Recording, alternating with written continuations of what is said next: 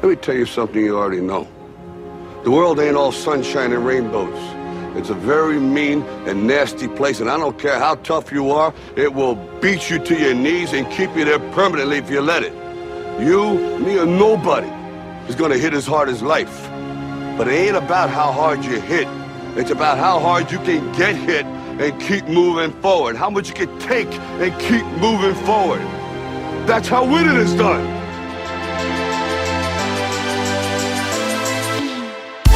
Welcome to Successful Dropout. This podcast is for the outliers, the innovators, the rebels, those that dare to dream and act on their dreams. I'm your host, Kylan Ginger. Join me as we find out what it takes to drop out, grind, and succeed. So if you guys want to know something that's kind of depressing, I would tell you that I am just now working my way through the Harry Potter series of books. And that's the truth. And when I tell people that, they can barely believe it, but it's definitely true. I will have you know, though, that I have seen Star Wars and Lord of the Rings, okay? Because that's the next thing that people ask me, because I guess they think that if I haven't read something as popular as Harry Potter, that I haven't seen or read anything else popular. But that's not the case. I promise you I've read and watched everything else that's popular. Just not Harry Potter growing up. I never read the books. I only saw like one of the movies. And so now I'm actually going through and I'm reading each book. And then after I finish the book, I'm watching the movie. And I bet some of you are probably pretty jealous of me, though. Even though I haven't read them, I bet you wish that you could erase it all from your mind and go through that experience for the first time all over again. At least that's what some of my friends have told me. That being said, it's obviously an amazing series, and I've really enjoyed listening to it via audible.com. Audible.com is an incredibly affordable and convenient way to read and learn on the go. I've been using it since 2014. You'll love it for the same reasons that you love listening to podcasts. If you are new to Audible, you can go to successfuldropout.com/book to claim your first audiobook free when you sign up for audible.com, and after 30 days it's only $15 per month, and you can cancel that at any time. That $15 though gives you one free credit where you can download any book you want per month regardless of the price. So it's great savings. You can also get exclusive member-only savings for additional books, and if you download a title and you decide you don't love it, you can return it and download another title for free at like any time. You can do this like an infinite amount of times. It's pretty amazing. So there's really no risk on your end. And again, if you are new to audible.com, go to successfuldropout.com/book to get your free audiobook through this podcast. You can also see my personal library and reading stats there because I posted some screenshots. Again, that's successfuldropout.com/book. Now let's get to the episode.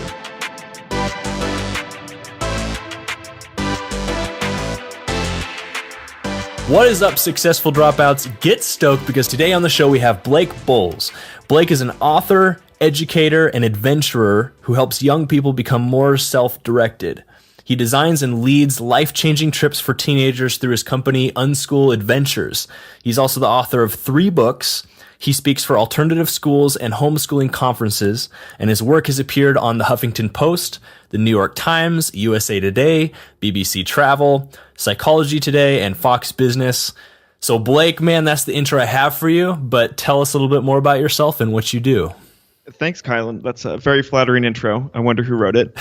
Yeah, I'm 34. I'm from California, but I live all over the place right now. And mostly what I do is, as you said, take teenagers on cool international trips. But I also write and speak a lot about this whole theme of self-directed learning and applying the principles of entrepreneurship to education. And so for those of you listening, Blake and I were talking a little bit before, and he was mentioning just this year he was only stateside for, what'd you say, like 3 months? Yeah, it's about 9 months abroad this year. And so you're obviously traveling a lot. And is that all related to Unschool Adventures or? Yeah, it's mostly related too? to it. I just got back from taking a gap year aged group of 18 to 21 year olds to Argentina for 3 months. And later this year, I'm going to take a group of 15 to 18 year olds to Southeast Asia for 7 weeks. And in between, I'm going to Europe to do some scouting for future programs. That sounds like such an adventure, man. And I want to get into that in just a second. But the other thing I wanted to note too is that you're not actually a dropout. And those of you listening know that I frequently have non-dropouts on, but I think it's just because it was actually Tam Pham, I think he was a couple interviews ago, told me about Blake, and I'm really surprised I didn't know you existed, Blake, before he told me about you. Because I just love your mindset. You've got 3 books out that are right along in the same vein as Successful Dropout, and of course your podcast and Unschool Adventures. So I'm interested to get into it. But tell me about Unschool Adventures, kind of how that got started, and give us an overview of that program and how it works. Sure. The most meaningful experiences I had as a young person were going to summer camp and then traveling abroad. At age 14, I got to spend a month living with a family in Chile and only speaking Spanish, even though I had almost no Spanish under my belt. Then at age 19, backpacking around Europe. And those, the learning, the growth, the challenge that happened in just a period of a few weeks or a few months, whether it was summer camp or these international adventures, it was just way better than school. It just blew everything that happened in school out of the water. And all I could think about was the next chance I would have to go do some real world learning and adventuring. And so that just kind of stuck with me, and I got to do travel in a number of small ways throughout college. And right after graduating, so I've got this whole story about going into college, wanting to be an astrophysics major. And Whoa. Yeah, exactly. And that's why. That's why, because people would respond like that. And if I say I study astrophysics at Berkeley, then people think you are smart, and therefore you are a good person.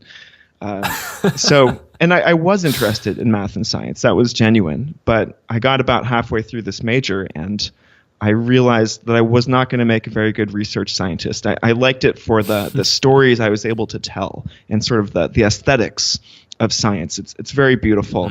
But actually doing the math, doing the physics, getting into the hardcore stuff, I saw the writing on the wall.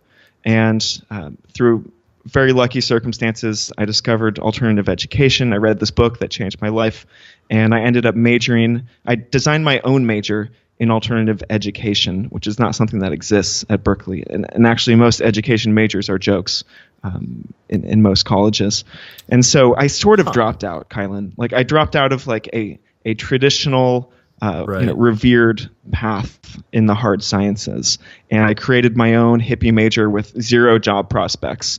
Because what it says on the degree is a Bachelor of Arts in Alternative Schooling and Science Education.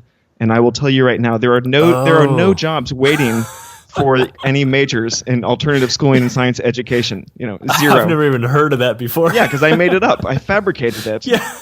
It was just my ticket. That's so cool, it was my ticket to have academic freedom for my second half of college. Wait, so did you just pick like courses and classes that you were interested in then? Was that kind of your criteria? I did, and I did a lot of independent study, and I got a lot of units for essentially going off and doing some volunteering and some internships at local alternative schools. And so it was a very self-directed, a very satisfying second half of college, and a very unique experience. And I think that a lot of people who are looking for a more self-directed experience in college might actually find it if they knew about, or if these design your own major programs were more available and more publicized. Berkeley has this history of being a free speech campus, a very liberal campus, but I had to fight tooth and nail to get this opportunity to design my own major. I eventually got it, and I had to get 2 professors to sponsor my wacky ideas, and I had to write a really crappy 40-page senior thesis paper. But after after I jumped over those bureaucratic hurdles, then I was actually given free rein to do whatever I wanted for this major. So it was a unique situation. That's why when I talk with like the young people who I work with about going to college or not going to college, or staying in college or dropping out, I'm aware that there are many different ways that college can look. It's not just this one monolithic experience that's the same for everyone. And sometimes you can find these little, I don't really like the word, but you can find these little hacks that can really change the college experience and make it worthwhile and make it worth the investment. And sometimes you can't, and it's time to cut your losses. So Blake, did you ever think about opting out though at any point? Did that ever cross your mind? Yeah. Actually, it was that semester when it's when I took quantum mechanics, and quantum mechanics is just this rhinoceros of a class that I feel like that'd make anybody want to. Yeah, no, like again, it's super interesting stuff. Like there's so much weird stuff that happens at the microscopic level or beyond the microscopic level. But I bet. But I just looked around and I saw people whose lives were going to be dedicated to math and science and to producing research papers that only 12 other people in the world could comprehend. And I just said, I'm not one of those people. And so at that moment is when I started thinking about maybe dropping out of college. And the one thing I knew that I loved was snowboarding. I think we share that passion. Oh, yeah. And so I started entertaining the idea of dropping out and becoming a snowboard instructor up in Lake Tahoe, which is something I eventually did a few years down the line. But luckily, at that same semester, I took this little 1-unit elective course about creating educational television. It was run by a fellow undergraduate, and pretty quickly it just devolved into a discussion about education. And that's when I got introduced to these ideas around alternative education, free schools, unschooling, and self-directed learning that really hit home with me. And it was within that same semester that I ended up changing my major, designing my own major.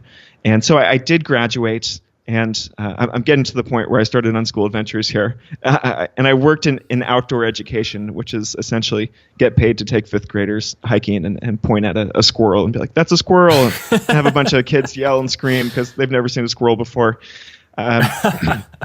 And awesome. After doing that for a few years, I got fed up with working for other people and with the terrible long-term job prospects of working in outdoor education. And I took off to South America for 3 months and came back with a reinvigorated love for international travel. I knew that I liked working with these teenagers who didn't go to regular school.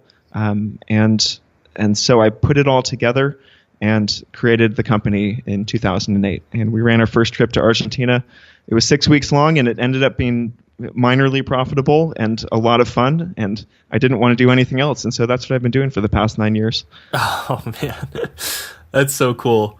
Cool. So, okay. So now give us kind of an overview then of Unschool Adventures and how that works. I mean, if I wanted to get, or somebody, say somebody's listening and they're just graduated high school and they want to get involved in Unschool Adventures, what does that look like for them? Sure. I do long trips that are really immersive. Usually 6 weeks is the minimum. This last program I did was 12 weeks long. And it's for ages 15 to 19. Sometimes I run programs that are a little bit older. And anyone can apply, but I usually run programs during the academic year. And so usually if you're a teenager and you want to attend, then it's not going to work out if you go to regular school because you have a time conflict.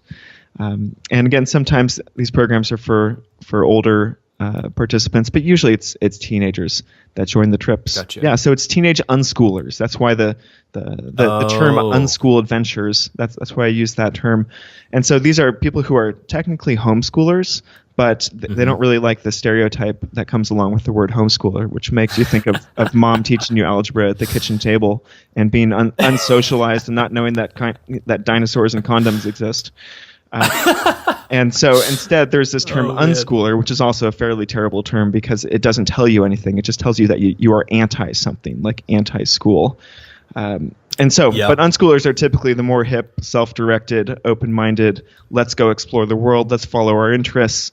And they have a certain entrepreneurial ethic imbued in the way that they approach their lives and their education. It's a very DIY approach to, if you want to figure out how to do something, you go teach yourself how to do it. If you need to muster some resources, you make it happen. You don't wait for permission. You don't wait for other people to do it. And so those are the kinds of teenagers who I get to work with. And so if you have any listeners who are on the younger side of things, just Google Unschool Adventures. You'll see some cool stuff. Yeah, and all those traits, all those qualities are so important. Two things. I mean, I totally get what you're saying about the homeschooling stigma there. I was homeschooled for most of my life, and we go to these big homeschool conferences. And I only went to school to high school my sophomore year and my senior year. It was the only time I went to like a quote unquote regular school. But I totally get what you're saying, man, because we go to these conferences and you'd meet some really strange folks there. And I also made some really good friends throughout the whole process, and luckily dodged that bullet of being too, socially awkward. I mean, for people who've listened to the podcast a long time, maybe that's debatable. I don't know. Yeah, the jury might be out on that one. Let's see how it goes. Yeah, but okay. And then, so about unschooling, you kind of went over some of the qualities that unschoolers have, but I'm curious in your experience, in your opinion, what is the actual process of unschooling like as somebody grows up? I mean, what does that look like actually at home for people that are unfamiliar with it? Well, first of all, stop thinking about it as being something that happens at home. That's a myth. First of all, it's fairly unfounded. And second of all, there is no special process. Just ask yourself, so for example, let's say you're 23 and you want to do something, you want to start a business. And there's no, there are some places you can go to pay and get schooled in this process. Like, for example, I'm sure there's some business boot camp out there that will gladly take $10,000 of your money and tell you how to file an LLC form and tell you that you need to have, understand your customers or something like that. But the way that most people go about it is they're like, okay, I have to figure out this problem. It's very complex. Where do I start? And maybe you have friends who have done it. You talk to them. You find what the good books are and the good websites and blogs. Like, this is not rocket science. The way that adults learn something that is not a highly formal subject or a subject that requires licensure, it's like being a medical professional. The way that most adults learn stuff is the way that unschoolers learn stuff, and it's There's no magic. There's no trick. We just have to be honest about how we actually learn things and not assume that all learning happens through school, through institutions, through formal learning. So having said that, do you think somebody who, say, is listening and hasn't unschooled, but they still desire those kind of qualities, can they get started today kind of adopting that mindset? You probably are already an unschooler. Many of us are closet unschoolers. And really, unschooler, again, I don't really like the term. I prefer the term self-directed learning, which is... it is kind of vague. I think you're right. Yeah, and because there are so many people who really exemplify this spirit, but they do go to school. I count myself in that category.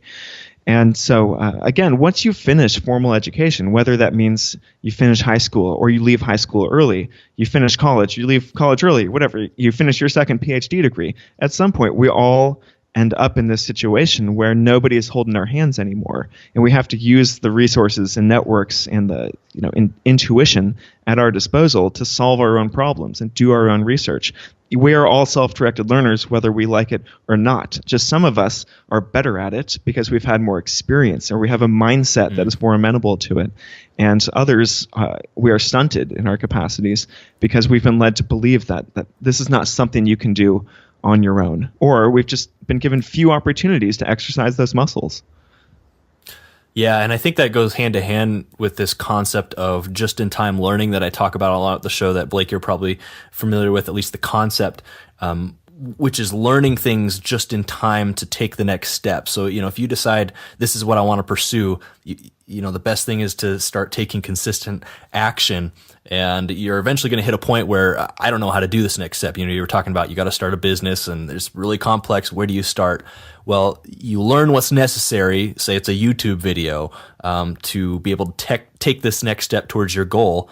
And then you take that step and you take action and you keep taking action until it's time to learn something else, just in time. Whereas a lot of the times what we get in school is this just in case learning, mentality where you're learning a lot of theory and which can be good, but I would argue should be maybe a little bit more recreational, because you find the people that have just more of a just-in-time mentality, they're a lot more efficient just with time and money and accomplishing things. I really love that distinction, and I think that is the best way to respond to the question of if you don't go to school or you don't go to college, then how will you learn X or Y or Z? Or, for example, when we're talking about middle school or high schoolers, if you don't go to high school, how will you learn geometry? How will you learn chemistry? How will you learn American history? The answer is, okay, yes, maybe I won't know that certain things in American history happened, like some revolt in Tennessee in the 1800s that everyone else has been force-fed, and they did their quiz on Friday and then they promptly forgot about. But maybe if you ask them at some cocktail party, hey, wasn't there some like revolt in Tennessee in the 1800s? Then maybe they'll have some vague recollection that this thing happened. That's what we call learning, unfortunately. Yeah. And so my response to if you don't go to school, how will you be exposed to X, Y, or Z, is that, yes, there will be gaps in your learning, but other people have gaps too. Those are the ones who went through all the schooling. And if you have practice in this just-in-time learning, if you've spent your time, instead of being force-fed, chemistry and history, if you spend your time like doggedly pursuing different learning projects or curiosities or goals, and you get really good at that process, then when you have a reason to learn about, let's say you decide to become a journalist, and all of a sudden you need to have some historical references to a revolt that happened in the 1800s, and you have this process of just-in-time learning down, and which I just call being a good self-directed learner, then you will learn it so much more quickly, effectively, happily, and thoroughly than you would have just being part of some class where you have no context for being there, little relevance to your life, and you're just doing it because you want to get a grade, because your parents are browbeating you into going to the best college you can. Oh my gosh, such good stuff. I have a buddy, and I won't throw his name out there, but if somebody emails me, I can put you in contact with him. He's 20 years old. When he was about 18, I remember talking to him we were talking about history or something. We were talking about the Civil War. And he was like, is that the war where there was like the gray guys and the blue guys? And I was like, I made fun of him for a second. I was like, you seriously don't know that just some basic facts about the Civil War? And it really shocked me. And he was homeschooled as well, by the way, and we kind of grew up together. He's 20 now, and still probably doesn't know some of these basic facts about these odd wars that happen here and there. He's about to make $90K on a house flip, and it's his second house flip, I think. He just really got into real estate, and he's all self-taught, and so there's just a real life example right there. I would like to put a little bit of a plug in for like a general liberal arts base in your life. I do think that makes our lives richer and does expand our horizons and our opportunities.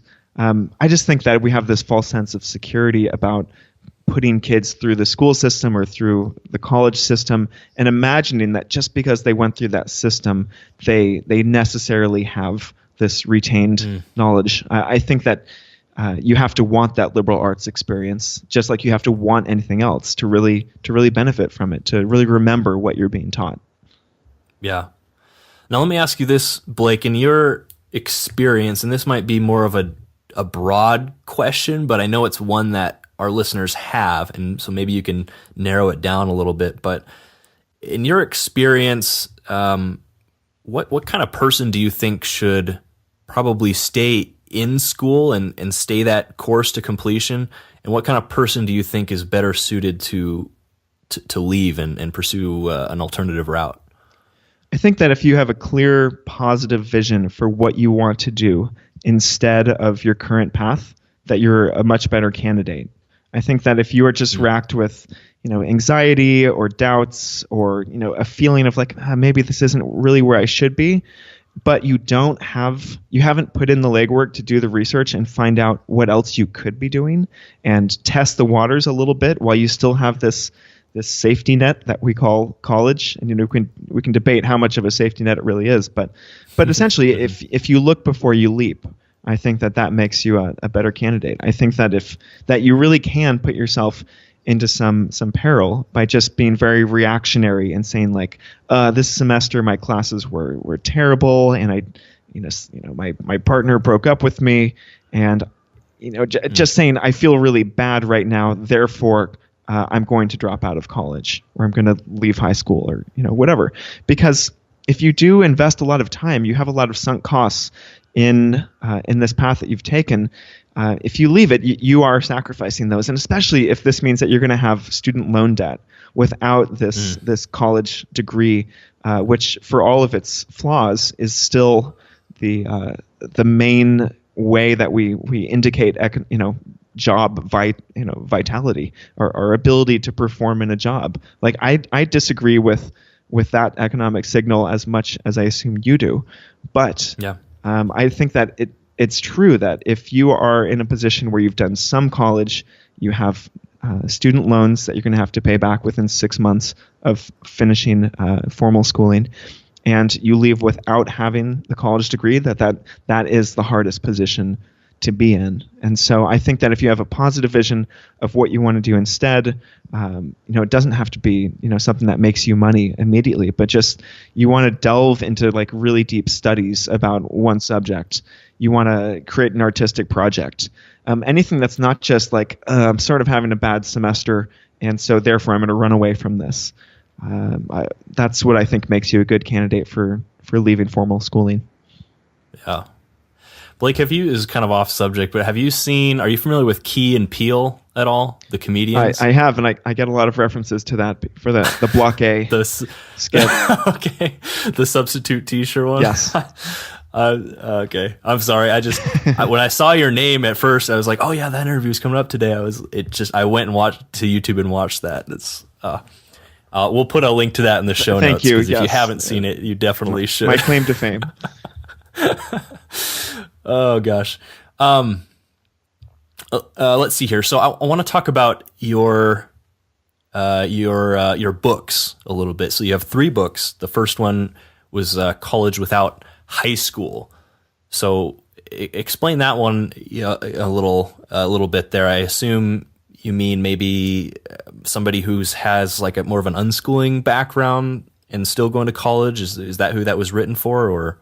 Yeah, I got inspired to write that book because in 2006, a couple years after finishing college, I started working at this summer camp called Not Back to School Camp, which is the preeminent summer camp for teenage unschoolers. They come from all over the U.S. and Canada and spend a week or two together in Oregon or in Vermont.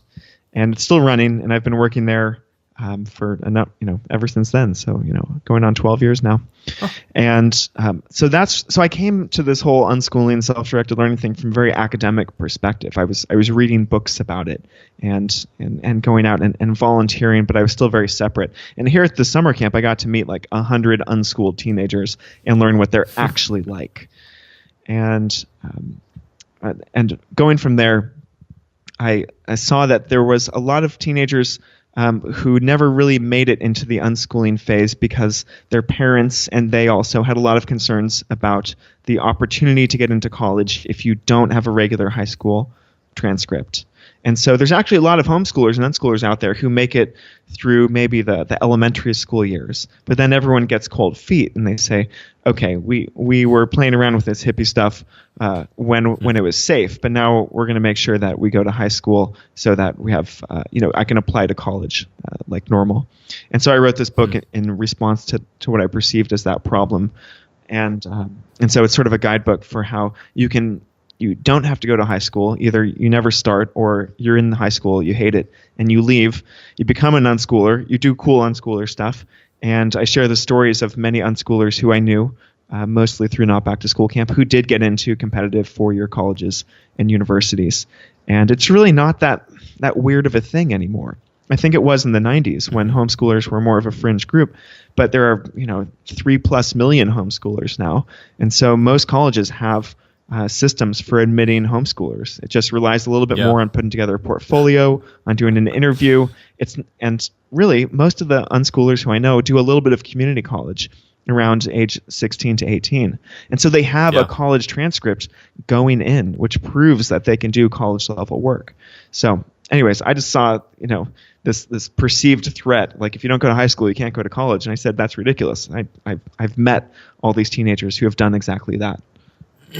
Yeah, that's great, and I'm glad they're getting their systems down on counting homeschooling credit into college there, because I remember me trying to do that, or even just go to high school, regular high school. My senior year was was kind of a nightmare. I remember having to log every hour of everything we did at home and anywhere else, it's still kind of that way, and it's kind of ridiculous. Is yes. it? Yeah. So Definitely a process.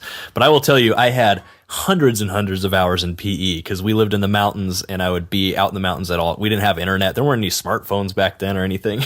And we logged every one of those hours as a PE hour. So I had a lot of PE credits. We'll say that. Good. I'm sure you have your high school homeschool transcript up on the wall somewhere. Yes. No. Okay, so then you have two other books. One is Better Than College, and the other one, The Art of Self-Directed Learning. So tell us a little bit about those as well. Sure. I'll quickly tell you about The Art of Self-Directed Learning. That's just a catch-all of all the coolest stories that I've collected over the years that illustrate this idea of self-directed learning. And it's for more of an all-ages audience, whereas the two other books I wrote were specifically written for young adults.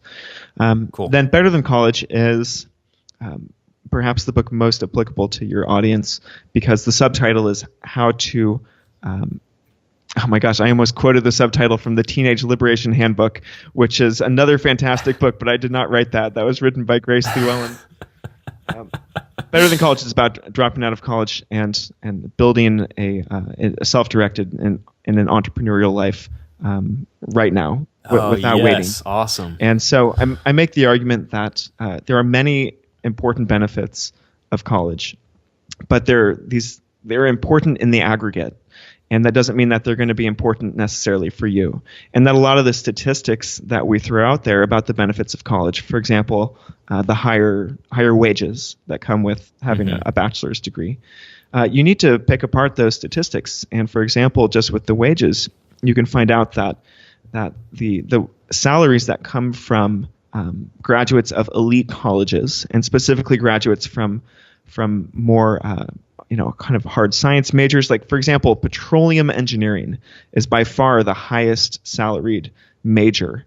And so if you are an MIT graduate in petroleum engineering, you are skewing the average income numbers for college graduates way up high.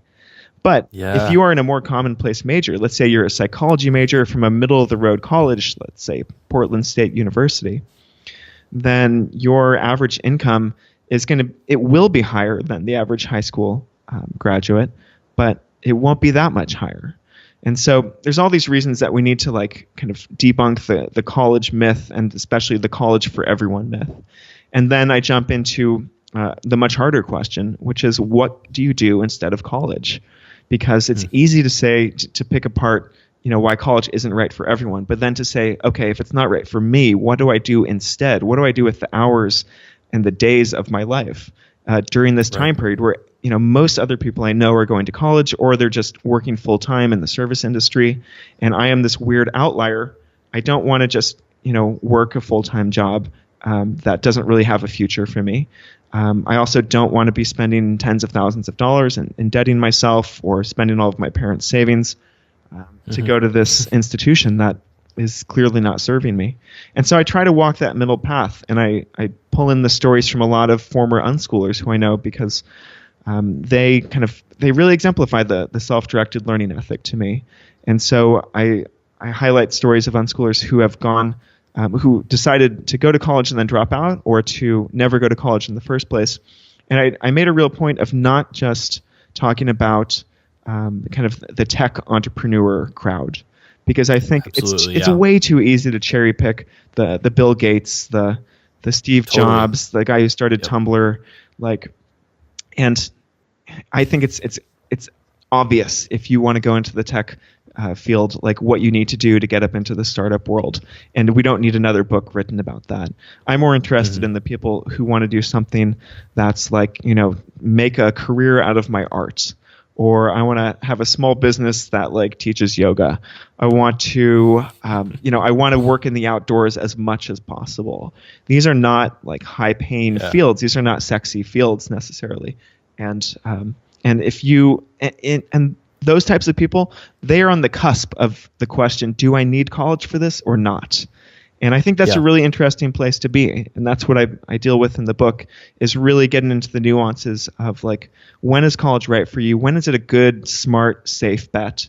And when is it a bad bet? When is it not, might not even give you a financial return on investment, but when are those 4 or 5 years that you're investing in this experience? What else could you be doing with that time? Because that's the real precious commodity that we have, right? It's time, not money. So Yeah. that's what Better Than College is about. Yeah, yeah. And Blake, do you have any advice that you might present in there as well on how to deal with parents? Because you're mentioning all this, and a lot of the people listening to the show I know have these kind of thoughts, but that seems to be one of the number one challenges that at least I get emailed about on the show, for instance, is how do I deal with friends, but especially family who might not agree with this, and what's a good strategy to take there. Do you go into that at all, or have any advice there? A little bit, and I do have some advice, because this is very similar to when there's for example, a 15-year-old who's miserable in school and maybe reads online about this weird unschooling thing, and they want to drop out, but they still are relying upon their parents financially. They're living at home, and they're eating meals at home, and so they need to convince their parents. And even if you're 19 or 20, you're legally an adult. If you don't have an income source outside of your parents, which you probably don't, then yeah, even though you're legally emancipated, you still need to convince the parentals. And so again, I think it's the same thing that I said about who should consider dropping out and who shouldn't. It's the person who can make a plan and who can do research and can present this sort of comprehensive proposal to your parents. It's like your parents are your investors, right? And you are proposing this radical course shift for your business, which is your own life. And so if you can show that, for example, those statistics about how much money college graduates make, like if you could even just dive into that and be like, look, mom and dad, I'm not going to be studying petroleum engineering at MIT. I'm currently pursuing a sociology major at Arkansas State, and really, there's almost no financial benefit to this. And what I could be doing instead, and this is where you fill in the gaps and say, like, how about instead of this, I'm going to read 50 books over the course of this next year. I'm going to be trying to start up my own business, and I'm going to try to make $5,000 this year. And I'm going to find 20 different adults who have cool careers, and I'm going to interview them. And that's my plan. I think I can do it within the next year. I'm looking for your blessings and your financial support during this time period. And then I think a really good way to convince parents is to put a time limit on it, and to say, I'm going to do this for 1 year. And if it doesn't work, then I'll go back to school, or I'll get a full-time job. The two paths that you approve of. But give me this year and give me your support to try this self-directed learning, create my own path type thing. Gosh, I absolutely love that, man. That's such good information. And I do remember what I was going to say earlier. I really love how you just took the book and deviated from the tech entrepreneur direction. Because, man, I mean, I personally, like I own, my wife and I own 2 brick and mortar businesses. One does happen to actually be a yoga studio. I don't know if you just randomly threw that out or if you did some research on me, but, and it's a great route to go, and we get to serve thousands of people every year and make our city a better place. And so I do feel like a lot of people, when they think of entrepreneurship or starting their own business, they think of, it's got to be an app or something related to coding. But that's not always the case. And I love that your book focuses on that. So we'll have links to all those in the show notes. And something that just jogged in my memory. I don't remember if it was you or I saw it somewhere. Did you meet John Taylor Gatto? I did. And actually, it was John Taylor Gatto's book, A Different Kind of Teacher, which is the book that I read halfway through college. And that inspired me to leave the astrophysics path and create my own major in alternative education. Yeah, okay, that was you. Yeah, that's awesome. I'm really happy you got to meet him. And again, for people listening, if you just want to hear a great perspective and on school from a guy that was heavily involved in it. John Taylor Gatto is your guy there. I just want to put in a stronger pitch for John Taylor Gatto. He is like an intercontinental ballistic missile aimed at the heart of the idea that school is required for a meaningful, productive, happy life. Like please just, read anything you can by John Taylor Gatto, whether it's a book or an article or whatever. Like, he's so good. So good. Well, yeah, that was a way better plug. I am definitely an acolyte of Gatto. Yeah, I can tell, man. That's awesome. Do you have any, out of curiosity, any crazy stories you can tell us from any of the Unschool Adventures trips? I mean, I imagine when you're traveling for months in a different country with a bunch of teenagers, some pretty crazy stuff might happen. Actually, I like the fact that not much crazy stuff does happen, because that means that things are going as planned. And so I don't have any really juicy stories for you on that one, Kylan. And I'm kind of thankful that I don't. I suppose that's a good thing, yeah. Well, then what about, is there like a story that you would consider to be your worst entrepreneurial moment to date, and what you might have learned from that you can tell us? In terms of just running my own business, after that very first trip that I did to Argentina in 2008, I was also my own bookkeeper and my own tax person. Oh boy. And something that still kind of stings is that in my QuickBooks, I left $4,000 in the petty cash kind of column, and I never kind of explained how that money was spent. And so I over-reported $4,000 to the IRS and paid taxes on it, and never corrected it. And that's just something that constantly stings. And it reminds me, like, the principle that I drew from that is that I should not try to do everything myself. That is, the recipe for disaster in entrepreneurship, is thinking that you should and you must do everything yourself. Oh gosh, that's a good story, man. And how about on the flip side, more of an aha moment, a period where, I don't know, something happened or you talked to somebody and something just clicked in your mind, and from then on you thought or acted differently. Do you have kind of an aha moment in your entrepreneurial journey that you can share? An aha moment that I had was actually at the beginning of my company. I was working. I had a really cool job at a ski resort, and at the same time, I was applying for trip leader jobs because I'd come back from South America. I really wanted to go back down there and to have some sort of trip leader or organizer position. And so I found this position for a gap year company, and it would be a 3-month South America trip leader position. And I felt like I was totally qualified for it. And I went through all the interview phases. I did the in-person interview, and I was just waiting around for a few weeks for them to say yes to me, because obviously I was going to get it, because I'm obviously the most qualified candidate out there. Yeah.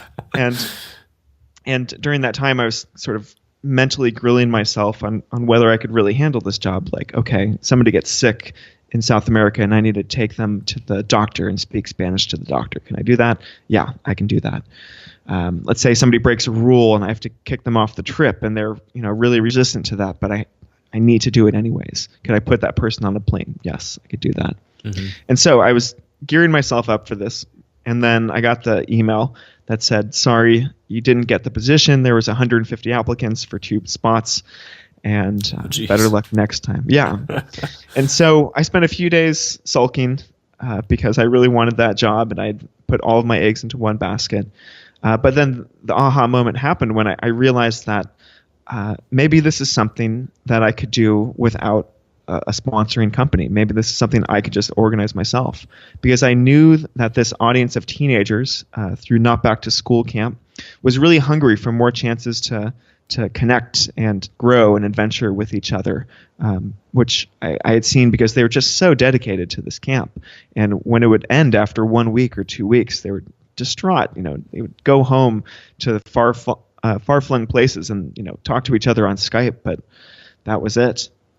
So I thought maybe I could offer a trip to South America, essentially the same thing that I would have I've been working for this company, but I'll just find my own audience and I'll put the trip together. And that sounds like it could be fun and interesting and a challenge. And maybe I can even make more money than they were going to pay me.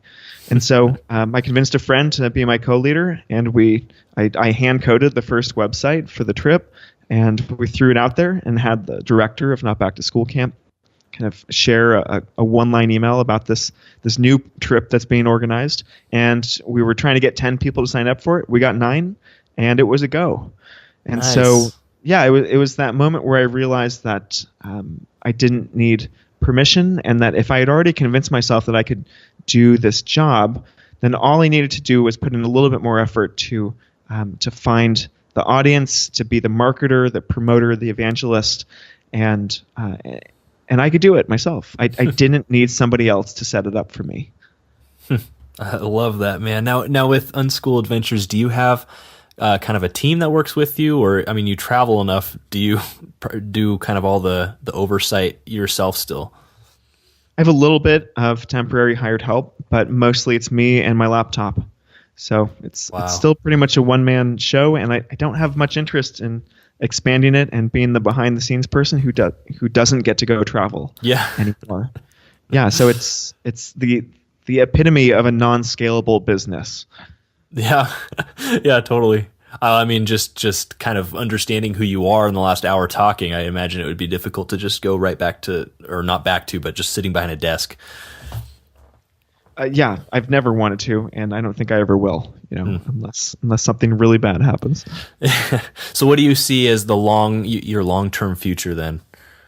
You can't ask me that question. I'm sorry. That's Classified? way too hard to answer right now. Yeah, it is up for grabs.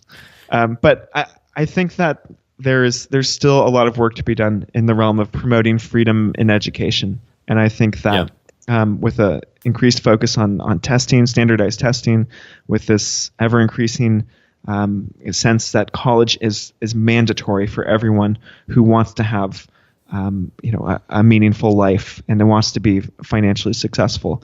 I just think that's total BS. And so I'm sure that I will not be lacking for opportunities to contribute to telling truth in this realm. Yeah, no, I love it. And I wonder, given that response, I mean, do you set like 1 year or 3 year, 5 year, 10-year goals at all? Or are they more in, smaller seasons, I guess? I've got some life goals that I've got on my website. They're public. I like to put them out there so that people look at them and then ask me about them, and I'm like, oh yeah, I forgot about that. I should probably get on that. But otherwise, no. I plan about a year out, and I don't go much farther. For example, I've got 2 big Unschool Adventures trips happening in 2017, and 2018 is still pretty open right now. Yeah, I like that. And I just asked because I've noticed that's kind of a trend recently, at least in the last 5 years or so. I've just noticed more and more, entrepreneurial-minded people kind of going away from setting goals longer than a year out, really. And I think a lot of it has to do with technology, especially if you're involved in that industry. Things are just changing so fast. But interesting. Anyways, I wanted to talk about travel, I guess. I mean, you really, and I saw, were you writing another book? Is it called How to Live Nowhere? Yeah, it is called How to Live Nowhere, and I'm calling it like an online book. I don't think I'm actually going to publish it, but it's free. It's out there. It's howtolivenowhere.com. Yeah. And yeah, those are my musings and my life advice for nomadic people in their 20s and 30s like myself. Yeah, so when it comes to travel, for people listening who are interested, what are some of the biggest benefits from just getting out of your hometown, I guess, and seeing a bit of the world? Do you really think people need to be convinced about those benefits? I feel like it's just like blatantly obvious, and especially to our generation, it's kind of like the water that we swim in, is this idea that travel is a good thing and a desirable thing. I've just met so few people recently who don't have this desire. Like, everyone seems to want to travel more. I feel like everybody have this flexibility. says that, but few people get up the gumption to do it. I think that work and career stability and security is the main hiccup there. Yeah. I think that that by designing a location independent or a location flexible career, that's how long-term travelers like myself make it happen. Because you're right, a lot of people talk big about travel, and then what they end up doing is going on a week-long vacation once a year, maybe twice a year if you're really lucky. Mm-hmm. And that's just not enough time. To me, travel in a week is just a tease. Okay, that is a drop in the bucket. I feel like the benefits of travel don't come in such a short amount of time. And that's why when I run these Unschool Adventures trips, I almost never run short trips. Like, it needs to be a month and a half minimum. First, just to justify the cost of an international plane ticket. Right. But secondly, because you spend the first week just getting settled and adjusting. You spend the last week thinking about what you're going to do when you go home. And so anything less than a 3-week trip is already cutting it too close. I think that the benefits of travel for me have been completely removing myself from comfort and routine.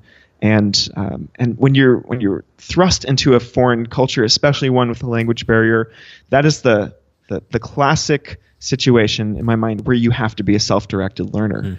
You don't know where to do your laundry. You hardly know how to ask for food. You have to figure out everything. And of course, smartphones have made it easier, and it lets us stay in our bubbles a little bit more.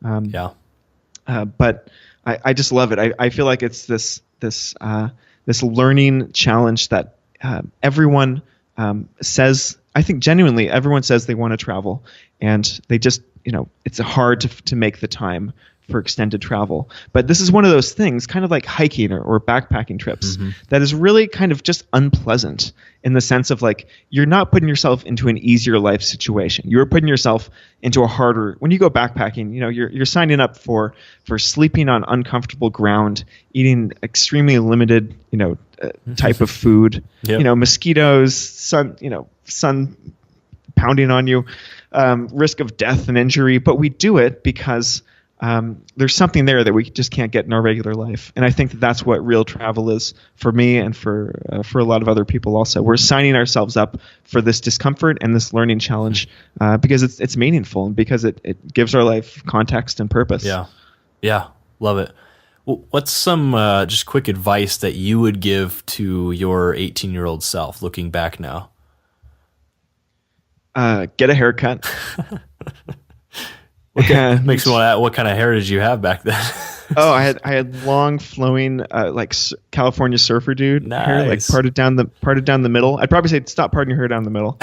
And no, but see, this question I think is fun because for really independent, self-directed people, it's more like what advice would you give yourself at age 18 that you wouldn't have immediately ignored? True. Very true. Something that I wish. I'm just going to pivot a little bit on this question. Something that I wish I had a little bit more confidence with when I was starting my business, starting to work for myself, is just charging more money, asking for more money, and not being afraid to do that. And I think afraid for a couple of reasons. One, maybe the more rational economic fear of just pricing myself out of the market, relative to my skills and experience. Right. I think that is actually something that I fear too much. But a second thing is when you do something that you love, like, for example, I have a travel company because I love travel and bringing teenagers to foreign lands. I think there's this guilt that comes along with asking money for it. Whereas if I was just selling widgets that I don't care about, then I'd be like, yeah, let's maximize the crap out of this business. Let's squeeze every penny. But I think that's one of the weird things that we don't talk about very much when we talk about doing what you love and turning your passion into a business, is that a lot of people don't like charging for their passions because that's not really how they got into it. And so there's a weird sort of moral quandary there. And I think I would have had a discussion with my 18-year-old self saying, like, listen, it's okay to charge a little bit more and not live in like total poverty for your early 20s. People are still going to show up because you're offering something super valuable that still costs less than the competition. Yeah, great advice, man. Now, we're coming down to the end of the show here, and I have 2 more questions for you, Blake. What advice do you have for any of our listeners who are listening? They're thinking of dropping out of college, but they haven't quite made that step yet. Just some parting advice. Read my book. Read Better Than College. I've got all the best advice condensed in there. Awesome. Good stories. And there you go. There's a short answer for you. Sweet. What parting advice do you have for any of our listeners who've already dropped out and who are already on more of this entrepreneurial journey?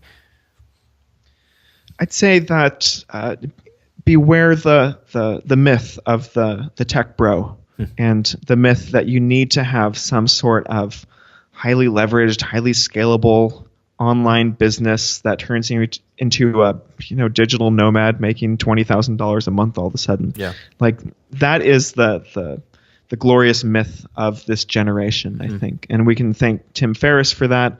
We can thank a number of other authors who I like and who I've definitely benefited from. But there are so many different ways to be successful in this world. And I think that is that's where the important work is for you right now. And you need to be like investigating all the different paths, all the different options. Because if you just go with the first thing that's presented to you, like for example, the start a startup and scale it and be the Silicon Valley person, I think that you're not doing much better than the person who's just going to college, because that's the story that we are told leads to success. You need to get away from the single story, the single answer mindset. And so one of the projects that I've long adored is Road Trip Nation. They did all those interviews back in the early 2000s. It was a couple buddies from who just graduated from college and said, we have no idea what we're doing with our lives. Let's just buy an RV and do a U.S. road trip and talk to the most interesting, successful people that we found. And they recorded them all as video interviews and posted them free online, and it turned into this giant movement. And so, if you're in this position where you're just about to drop out, or you have dropped out, and you're just wondering what's next, and you're trying to increase your number of options and the number of different paths, definitely check out Road Trip Nation. All their stuff is free online. And one other resource that I really love is the book The $100 Startup by Chris Guillebeau, because he's got a lot of examples of businesses that are like these little, like the yoga studio, for example, or my business, things that are generating, not massive amounts of money, but like they make you $20,000 a year or $50,000 or $70,000 a year, enough to have a reasonable life as a single person or a couple in your 20s and 30s. And he delves into all the principles for starting up a business with very little initial capital. So the $100 Startup, that's probably my all-time favorite business startup book. And it's great even if you're not thinking about starting a business. You're just looking out for your options. Yeah. Awesome, man. What's the best way for people to connect with you? My name, BlakeBoles.com, BOLES. And from there, you can connect to all my other stuff. The books, a lot of my books are available free. If you just click enough links, and the Unschool Adventures trips. And I've got my own podcast too called Off Trail Learning. Sweet. Well, Successful Dropouts, you've been hanging out with Blake and Kylan, learning what it takes to drop out, grind, and succeed. For everything we talked about today, head over to successfuldropout.com and type Blake into the search bar, and the show notes will pop right up. And as always, stay hungry, stay foolish. For more information about how to drop out, grind, and succeed, go to successfuldropout.com. I also love questions. If you have a question about anything we talked about today, I want to hear from you. Go to successfuldropout.com and click the Ask Me a Question link at the top of the page.